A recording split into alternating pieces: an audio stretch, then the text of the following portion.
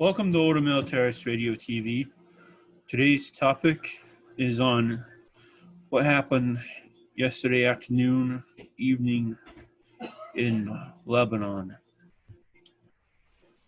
There was a massive explosion started by a fire, and some say fireworks. From what I could see and hear in the videos, did not sound like fireworks because it sounded more like small arms pistol ammunition popping off from the heat. So we're going to give you what we know so far today that is being reported. And also we have a fundraiser we will talk about at the end. And we welcome Brother Alexis Bonello to the show. Thank you, AJ, for having me on for this important program about this terribly tragic event that has put more than 250,000 Lebanese out of home and has killed more than 100 and injured more than 4,000. So Order Militaris Catholicus, first of all, we're a humanitarian organization. So this is something that we are giving our full attention to right now. And so let's discuss what happened, what might have happened, what might have caused it. But aside from all the speculation and curiosity, what needs to be done now? Yeah. This first report came from, let's see here, Gateway Pundit.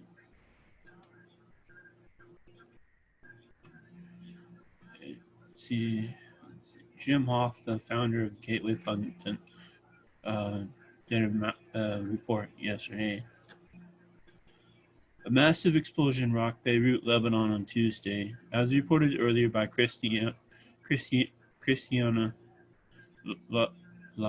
Lida. The national news agency reported that the explosion was at a warehouse for firecrackers near the port.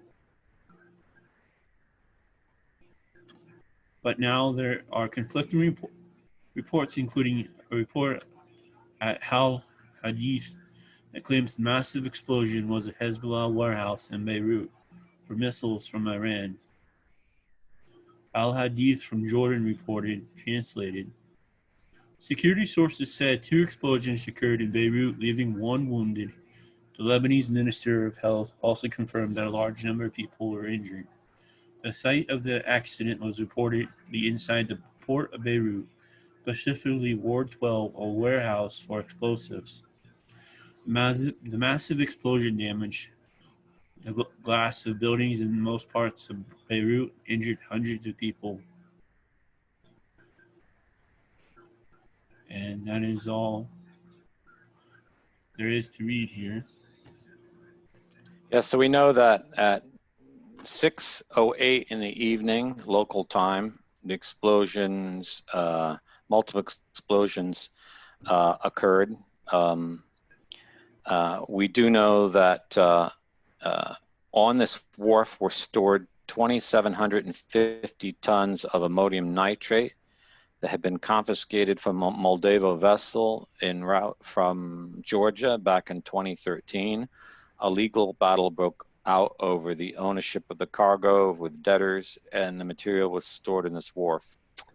Ammonium nitrate is used as fertilizer for agricultural purposes, but it's also used in explosives. And the customs official insisted that it shouldn't be kept there, and letters after letters were sent, and nothing was done. The flagship from Moldova was the Rosis. It set sail from Batumi, Georgia, and on the 23rd of September, and having engine problems, they put into port at Beirut, and there the ship was arrested, that is seized for debt, and the cargo was unloaded in 2014 and left there. Truly horrific event. The explosion had the force of more than 3,000 tons of TNT. And I don't know if you've watched the videos, AJ, I'm sure you have. Describe some of the destruction that you've seen. Uh, the very first one was where it was shown someone on land and on water. And when that explosion went off,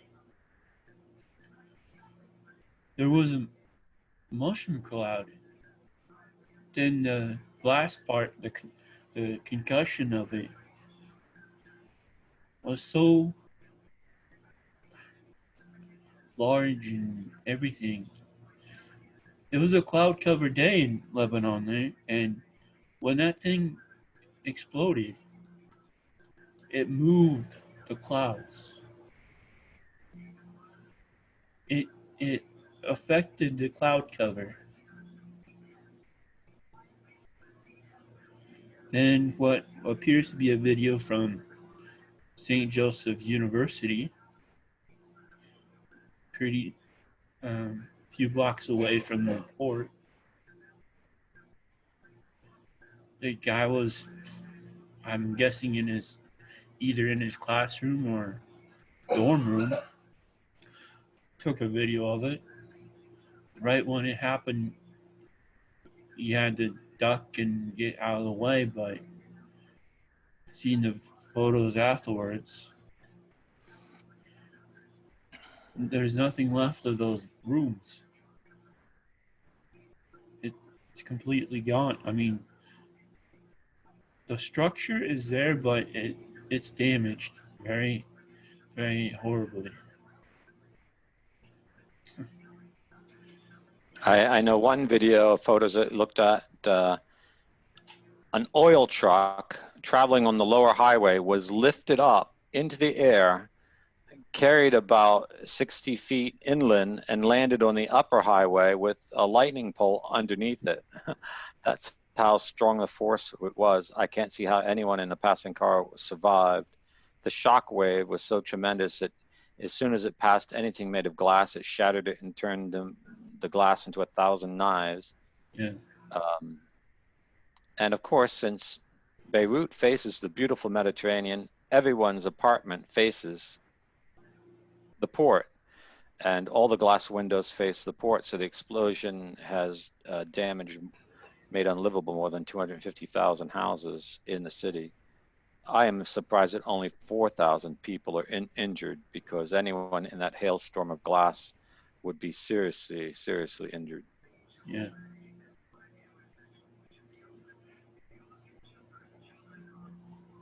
So And, powerful was the explosion that on the other side of the world, in the United States, the U.S. Geologic Survey recorded a 3.3 Richter scale earthquake.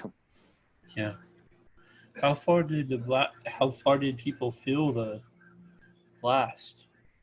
Well, the actual most devastated area is at the core of the harbor. Houses 15 kilometers away had their windows shattered, but the explosion was heard by human ears on the Isle of Cyprus, 240 kilometers away, which is way over the horizon. That's how powerful this explosion was. People say, was it a bomb or something?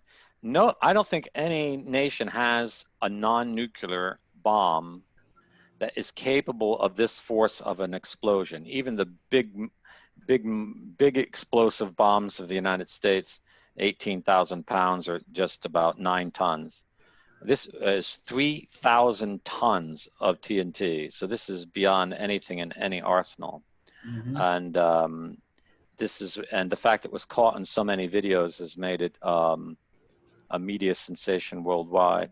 What we forget is the human suffering. Yeah. The city has been completely destroyed. This was at the heart of the city. And you found out something particular about who in the city's neighborhoods were destroyed, didn't you, AJ? Yeah. The General Secretary of the Lebanese Catastrophe Party, which is the Christian Democrat Party of Lebanon, Najir Najirine, was in his office at the time of the explosion and was seriously wounded and bled out from it. And the part of the area that was totally heavily damaged was the Armenian district of Lebanon. And AJ, why might it be significant that this explosion damaged mostly the Armenian district of the city? Because in the city lives Greek Melkites, Lebanese Maronites, Hezbollah, who are Arabs or Iranian Persians. When we did our show, what was it, a week or a few weeks ago, about Armenia and the persecution they're facing, even here in America, at I think it was California school. It was done by Azerbaijan attackers graffitiing in the school, and the prime minister, I believe it was of Armenia, said to the people who are Armenian or of the country of Armenia to be on the alert, be on the lookout, because Azerbaijan is heading to do attacks around the world Against Armenians. So that's something to keep in mind. There is no evidence that there was foul play involved so far. It appears to be just negligence. But experts say that ammonium nitrate, even in large quantities, does not blow up. It just burns slowly. It has to be contained in a very tight and very strong metal containment, and then heated, and then it will explode all at once. It's not clear how this material was being stored. More than 100 people as of noon today were listed as dead, 4,000 injured, 250,000 homeless. The explosion overturned cars, stripped steel frame buildings of their cladding. Witnesses said that homes as far as 10 kilometers were damaged by the blast. Helicopters were used to drop water on the farms. According to the Lebanese government, the city's largest grain elevator was destroyed, exacerbating food storages caused by the COVID-19 pandemic and the severe financial crisis. Lebanon in recent years has been overwhelmed by refugees from Syria, and now more than 50% of the people are below the poverty line in the country. Damage is estimated to rise above $3 billion. 90% of the hotels in the city have been destroyed. 3 hospitals were completely destroyed. 2 suffered damages. Dozens of injured people could not be admitted because hospitals are damaged. St. George Hospital, less than 1 kilometer from the explosion, was forced to treat patients in the street due to the severe damage of their facility. Yeah. Even embassies were damaged. Embassies of Argentina, Australia, Finland, and Cyprus sustained heavy damage. The South Korean embassy, 7.3 kilometers away, reported minor damage to 2 windows within the embassy building, with Kazakhstan, Russia, and Romanian embassies reporting minor damage. And some UN forces from Bangladesh were on a ship in harbor, and they suffered damage and injury. It's just absolute catastrophe. It's people in social media saying, what was it, a nuclear bomb? It's about as close you could get to like a nuclear micro explosion, but this is fortunately the only fallout from this bomb will be a chemical residue, which is semi-toxic, but it's not radioactive. You did a report about jet fighter passing through. Okay, so just a few days ago, the Israeli government warned Hezbollah that if they didn't stop their encroachments in Lebanon, that Israel would invade Lebanon and take a good portion of the territory to secure a security buffer. So the magnitude of this explosion, something's never been seen in modern times, in recent decades, has gotten a lot of people to suspect that some state actor was involved. And in the video of one of the bystanders that I published at From Rome Info just minutes ago, I share the video and share the screen captures of what is being claimed to be a passing jet fighter, flying at extremely low altitude at high speed so that no human eye would have seen it pass, but it's caught in 3 frames of this cell phone that happened to be on at the time someone was taking a video of the minor explosions that occurred before the major blast. And as the blast wave passes and the cell phone is flipped in the air, it catches the plane in the act of passing. And so I study in that. It appears to have been a Lockheed F-35, although I'm no expert in plane identification. The speed of the video camera is sufficient to show that its position is roughly equivalent to a plane passing at a distance, maybe a kilometer more. There is no reason for a jet fighter to be used as reconnaissance, okay? Israeli has reconnaissance planes with very good cameras that could take pictures from much safer positions. Jet fighters do not fly within 500 feet of the ground. It's near suicidal to do that. They're moving at more than 550 meters a second at their top speeds. The slightest error would be deadly. And if this was a jet fighter, it's probably one of the best pilots in the whole world, because due to the obstructions of the buildings in the city and the position of the port, for that jet fighter to pass where it did, when it did, would have required him executing a semicircular dive and rise, so that at the lowest point, he's at the position of things. So, and why would there a jet fighter be there? It could have been just observation, although there are voices in Lebanon saying they launched some kind of missile and caused the explosion. There's no evidence they launched a missile. If you launch a missile, it leaves a chemtrail, and that's clearly visible. And it would be enormous suicide to detonate that kind of thing as you pass by. If it is a plane, because the object in the video, though it appears to be a plane, may not be. It could be a piece of debris in the air, you know, concrete at that moment that just happens to look like a plane. The other thing is that that shockwave would have damaged the plane, and it would have not been able to return to base. I don't think. It would have certainly fractured its fuel reserve tanks. And so was it a plane? But I published it anyhow because it's all evidence needs to be looked at without any prior theories.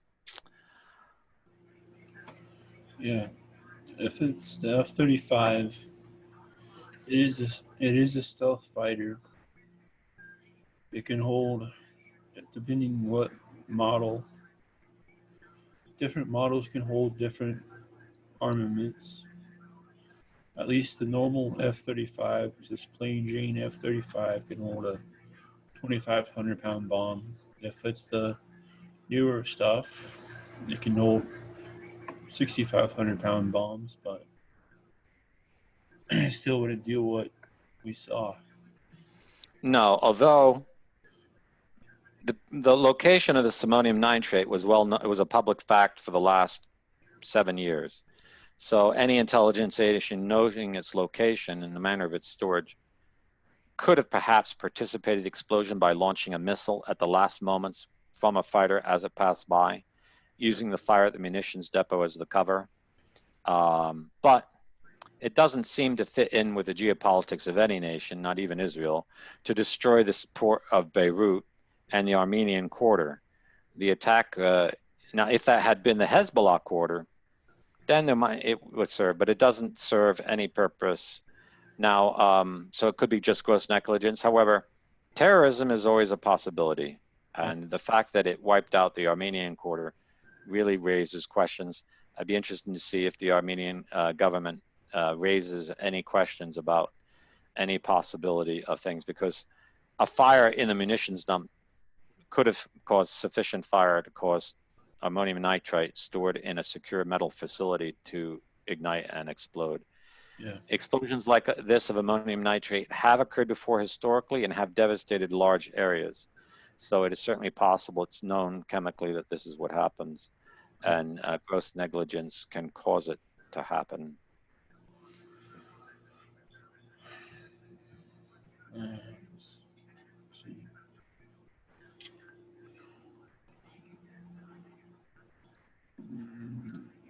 What? Anything more you can add? Yeah, I think we need to put ourselves in the shoes of the Lebanese. Lebanon is a Christian country. More than 50% of the city of Beirut is inhabited by Christians, whether they're Armenian Orthodox or Greek Orthodox or Roman Catholic Maronites. There's a famous convent of nuns. There's three monasteries I've personally written to in that town, in the city. And they have a hail of glass just come right into your flesh. The people whose faces are injured will be scarred for life. Their homes are destroyed. The windows are all bashed out. In the heat of the summertime, that makes them totally uninhabited. Half the grain stores of the country have been destroyed and rendered unedible. The entire infrastructure of the only major port of the country has been destroyed. This is their capital. Their capital has been destroyed. And Lebanon is already hosting more than 1 million refugees from Syria. They're going to have a hard time rebuilding. Most of the banks that could receive humanitarian aid in Lebanon are banned from receiving financial transfers from the United States for fear of that the money might end up in terrorist hands. We Catholics need to do something to help our brothers and sisters in the faith, and Ordo Militaris, we can offer this assistance of bringing humanitarian aid. This is a non-security mission, and so I, as president, made the decision to establish a relief fund. It's called the Beirut Humanitarian Relief Fund, and you can go to our site, ordo-militaris.us, so you can see a story about it at fromrome.info. We're tweeting about it on all the accounts of the order. That's Militaris Cath, Ordo Militaris IT, Ordo_Militaris, and you can get a link to it there. And I ask you to be generous. I can guarantee that 100% of your donation after the fees that Stripe collects will go to humanitarian organizations in Beirut who are helping people who actually need help. Our corporation won't take any management fees, unlike most charities. We surpass even Catholic charities who only takes a few percent. We won't take any percent, because what's needed now is that we show ourselves brothers and sisters in faith, and that we open our hearts in compassion to all who are suffering, all the elderly who can't possibly afford rebuilding their buildings, all the children who have been left orphans, all the women and men who've had their faces disfigured for life, all the businessmen who've had their businesses destroyed, all the homes that are no longer livable, all the institutions, the churches. You can find videos on the social media of a Catholic church being destroyed by the explosion as it passes by. $3 billion won't even do enough to fix it all, because you have to take down all the buildings and rebuild them. There's many of the buildings that are probably now considered safe will be found out in subsequent weeks and months to be unsafe and have endured fundamental structural damage. So it's an absolute catastrophe. And how, with the port destroyed, how they'll even be able to get help into the country, since Lebanon has really no safe borders other than the sea to transmit supplies, and there'll be little that anyone will be able to do except via the sea, since all the overlap routes are contested militarily pretty much. So I think every humanitarian and charitable organization in the world is going to be thinking about helping, and we've taken one of the first steps by establishing this fund, and I will monitor the situation closely. I've worked with some charities in Beirut already, so I know the workings of how to get them the money, and our order would transfer the funds to existing Catholic charities in the city who are known and trustworthy and are already engaged in humanitarian work there. And that's how we would do our little part to help. And so by giving to a Catholic organization like Ordo Militaris Catholicus, rather than Red Cross or other organizations that have not only dubious political or moral positions, but take large portions of what you give to pay their staff, I think by donating to an organization like Ordo Militaris Catholicus, you could get your help there more efficiently. So I encourage you to be generous out of compassion for those who have suffered. And you can find the link to the Beirut Humanitarian Fund on the Ordo Militaris Radio TV menu bar at ordo-militaris.net.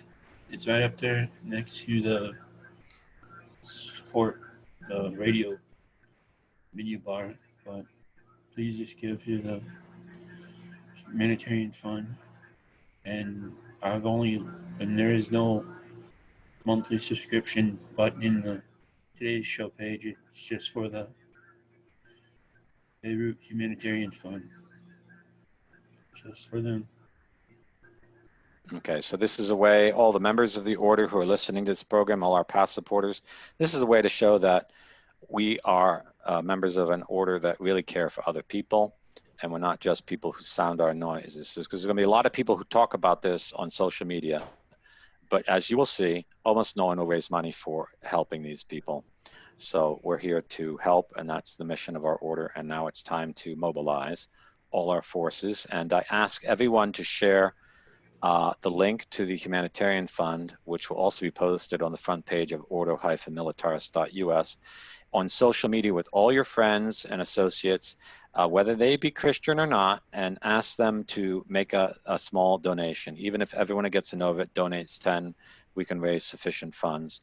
I think that we should at least try to raise 250,000 because the needs will be just absolutely tremendous in the coming days and weeks. And show that way that the really honor and a noble spirit of our order and of everyone involved. We haven't done a fundraiser since 2018, the winter of 2018, when we raised nearly $8,000 for Christian refugees in Lebanon who had come over from the border from Syria. So we've done this before, and I know we could do at least this, but now the need is far greater than just helping a few thousand refugees. We're having 250,000, probably 125,000 Christians who have been left homeless and devastated in a time where they just cannot financially afford to do anything to help themselves. Yeah. So I ask you, please be generous and please spread the word to everyone. And the link for the humanitarian fund will be in the comments pinned on YouTube, and see where I can do to put it on BitChute, and also be linked into the Mixcloud audio version as well.